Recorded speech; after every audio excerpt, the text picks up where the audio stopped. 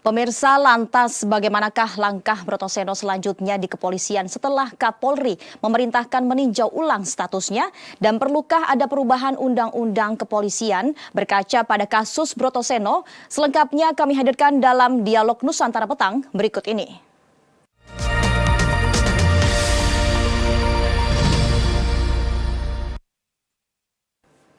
Dan sudah bergabung bersama kami melalui sambungan Zoom Profesor Dr. Suparji SHMH, pakar hukum pidana Universitas Al-Azhar Indonesia. Selamat sore, Bapak. Selamat sore, Mbak. Ya, selamat bergabung Bapak. Dari sisi pidana nih Pak, Raden Brotoseno dengan kasus korupsi yang merupakan extraordinary crime ya Pak. Bagaimana aturan orang pernah menjadi narapidana tapi tidak dipecat? Secara hukum itu gimana Pak? Ya, secara hukum kan tentunya kembali kepada aturan yang berlaku. Nah, persoalannya pada kasus ini adalah bahwa untuk pemecatan itu harus ada rekomendasi dari Propam, ya. Dan kemudian Propam itu mengambil satu pandangan pendapat berkaitan dengan putusan tindak pidana dan sekaligus pendapat dari pejabat yang berwenang. Nah, dalam hal ini, pejabat yang berwenang menyatakan bahwa yang bersangkutan punya prestasi, sehingga menyebabkan yang bersangkutan itu tidak direkomendasikan untuk dipecat. Akibatnya, yang bersangkutan tetap menjadi sebagai anggota Polri. Itulah yang berlaku secara internal.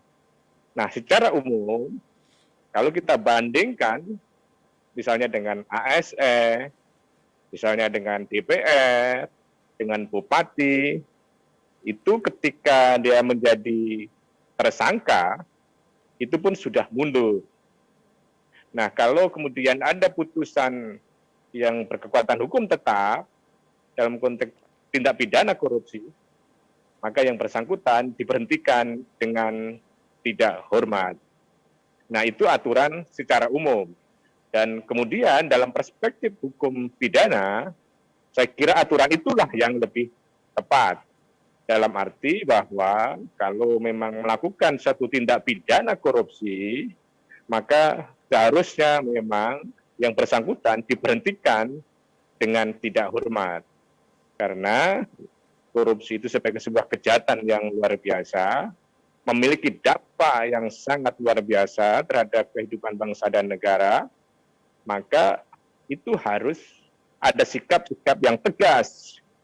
Tidak boleh ada sikap permisif, sikap toleran, dan lain sebagainya. Nah, kaitan dalam kasus ini, saya kira kita apresiasi kepada Kapolri yang sangat responsif, yang sangat konsisten menjalankan presisi, mendengar rasa keadilan masyarakat, pandangan para aktivis, anggota DPR, Kompolnas, dan kemudian secara sigap menindaklanjuti, melakukan revisi 2 perkap tadi. Di mana dengan revisi tadi itu akan dimungkinkan terjadinya peninjauan kembali atas putusan Propam. Nah, saya kira ke depan perlu adanya sebuah perbaikan regulasi jika ada tindak pidana korupsi yang sudah berkekuatan hukum tetap, itu langsung ada tindakan yang tegas untuk kemudian melakukan tindakan sanksi-sanksi. Tidak perlu adanya misalnya rekomendasi dari Propam. Karena kalau menunggu dan terjadi seperti ini, maka akan menimbulkan polemik.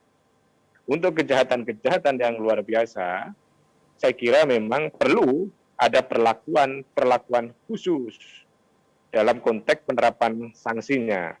Jadi, menurut saya bahwa apa yang dilakukan oleh Kapolri sudah sangat tepat, dan kita menunggu proses selanjutnya.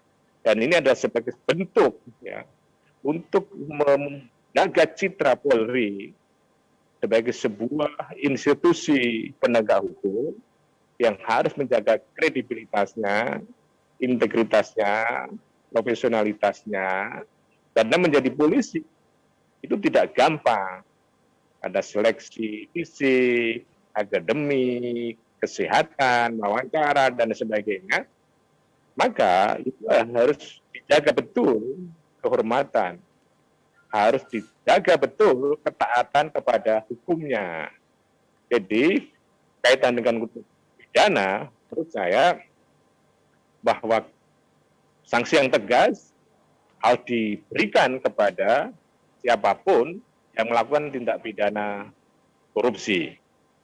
Baik sanksi pada konteks hukum publik, misalnya tindak pidana korupsi, atau berkaitan dengan sanksi-sanksi jabatan yang bersangkutan.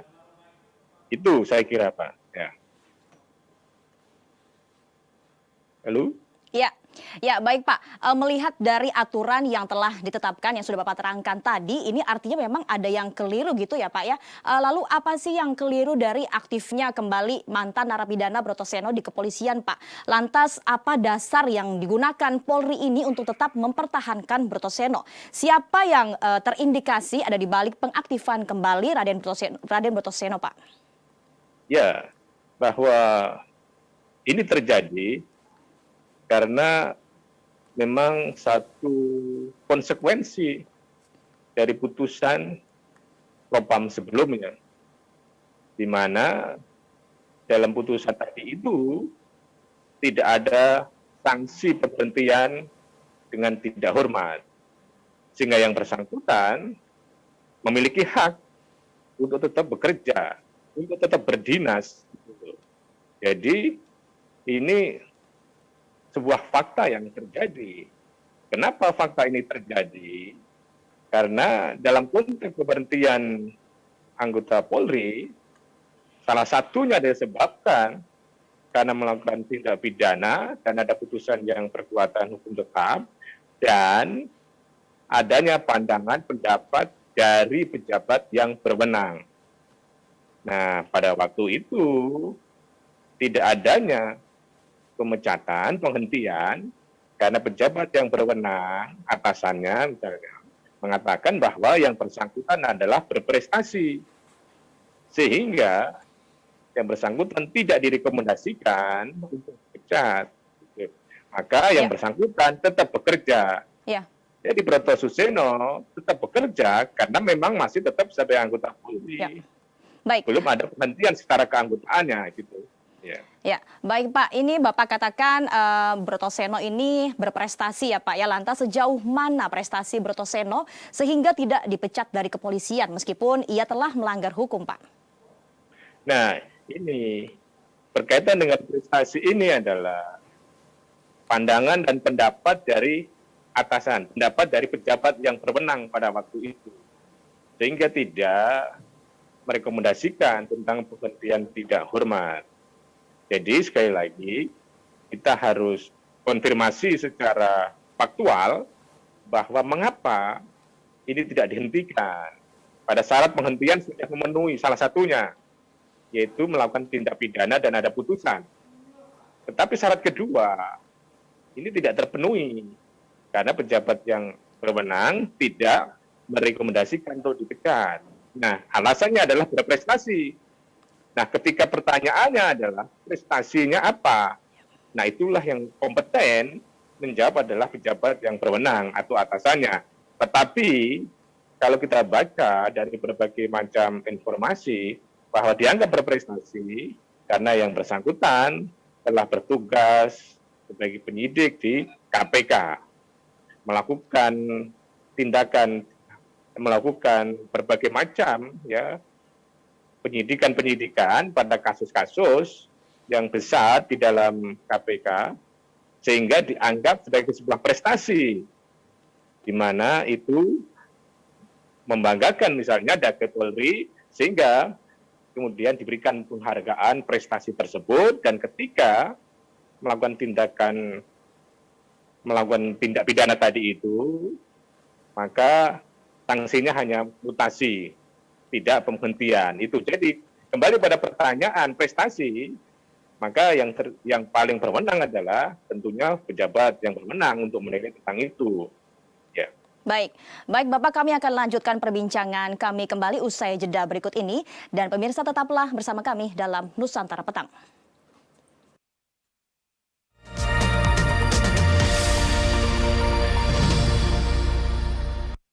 Pemirsa, Anda masih bersama kami dalam Nusantara Petang dan kami masih terhubung dengan Profesor Dr. Suparji SHMH, pakar hukum pidana Universitas Al-Azhar Indonesia terkait polemik Brotoseno.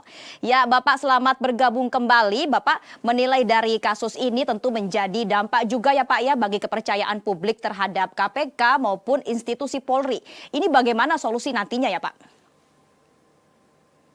Solusi yang bisa dilakukan adalah mendasarkan permasalahan yang terjadi. Masalahnya saat ini adalah bahwa ada anggota Polri yang sudah dinyatakan bersalah dan sudah menjadi terpidana, sekarang menjadi ex terpidana, terus kemudian bekerja lagi.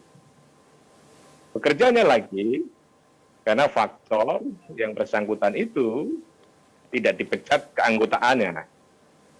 Tidak dipecat keanggotaannya karena tidak adanya rekomendasi dari Propam tadi. Tidak adanya rekomendasi Propam karena tidak adanya rekomendasi oleh pejabat yang berwenang. Nah, semuanya itu adalah dituangkan dalam perkap. Maka berarti pokok persoalannya ada pada peraturan yang ada. Oleh karenanya, solusinya adalah melakukan revisi pada perkap tadi itu. Dan apa yang dilakukan Kapolri, saya kira sudah tepat, sudah pada jalur yang benar, yaitu merevisi perkap yang memungkinkan untuk dilakukan peninjauan kembali atas putusan Propam jika putusan tadi itu tidak sesuai dengan hukum yang lebih tinggi, dengan nilai keadilan masyarakat, atau kemudian dengan pandangan, pendapat, opini yang secara objektif, atau kemudian pada komitmen bangsa dan negara. Jadi solusinya sudah jelas, yaitu melakukan revisi perkap tadi itu. Kemudian yang kedua saya kira juga perlu diinventarisir tentang regulasi-regulasi yang menyebabkan itu terjadi. Misalnya adanya peraturan pemerintah atau kemudian menyebabkan adanya undang-undang. Solusinya adalah bisa melakukan komparasi dengan aturan-aturan penghentian tidak hormat kepada institusi-institusi yang lain. Misalnya aparatur sipil negara, ya TNI, atau kemudian anggota DPR, atau bupati gitu loh. Jadi di situ akan ketahuan bagaimana komparasi atau perbandingannya. Ternyata di institusi sana ketika sudah jadi tersangka saja sudah harus mundur. Kemudian dinyatakan bersalah, langsung dihentikan dari jabatannya. Nah maka itu bisa menjadi satu referensi. Nah, pada sisi yang lain, solusinya adalah melakukan pengawasan secara dini agar tidak terjadi perbuatan seperti yang tadi. Artinya tidak menyebabkan menjadi sesuatu yang berpolemik secara hukum. Dalam hal ini adalah perlu dilakukan pengawasan supaya terjadinya tindak pidana itu dihilangkan. Karena apa? Karena sebagai penegak hukum tentunya harus berintegritas, bersih dari praktek-praktek yang tidak terpuji, yang tidak beretika, yang bertentangan dengan hukum. Jadi hal ini adalah penting untuk melakukan pengawasan lebih intensif. Itu antara lain beberapa solusi. Dan itu saya kira sudah dilakukan oleh Kapolri untuk memperbaiki itu. Saya yakin bahwa Kapolri sekarang memiliki komitmen yang tinggi untuk secara konsisten menerapkan prinsip ya konsep presisinya, predictability, ya, fairness, transparansi, dan berkeadilan. Ya, di mana konsep tadi itu mengandung makna semua proses berjalan secara pasti, prediktif, ya, karena adanya ketentuan yang berlaku. Kemudian adanya proses yang transparan supaya ada akuntabilitas kepada publik. Kemudian yang ketiga, adanya fairness, ada ya keadilan. Dan kemudian dalam hal ini respon terhadap apa yang terjadi di masyarakat. Jadi kembali kepada pertanyaan Mbak Danis tadi, tentang solusinya adalah, saya kira adalah secara regulasi, perlu dilakukan revisi, secara kultur, perlu ditangkatkan pengawasan, dan kemudian secara aparatur, secara SDM-nya perlu dilakukan peningkatan pembinaan. Sehingga tidak terjadi praktek-praktek yang tidak bertentang, tidak sesuai dengan hukum, bertentangan dengan etika, bertentangan dengan moral. Karena polisi ini adalah alat negara, instrumen utama penegakan hukum sebagai presentasi negara. Oleh karenanya harapannya seperti manusia setengah dewa, gitu. Yang artinya adalah betul-betul bermoral, betul-betul ya terpuji, ya tidak ada perbuatan-perbuatan yang tercela, gitu. Apalagi bertentangan dengan hukum, gitu Mbak. Terima kasih atas waktunya. Kami berharap revisi regulasi segera dilakukan agar tidak menuai kecaman publik terhadap kasus ini ya Pak. Terima kasih Bapak sudah bergabung bersama kami dalam Nusantara Petang. Dan pemirsa, kami akan kembali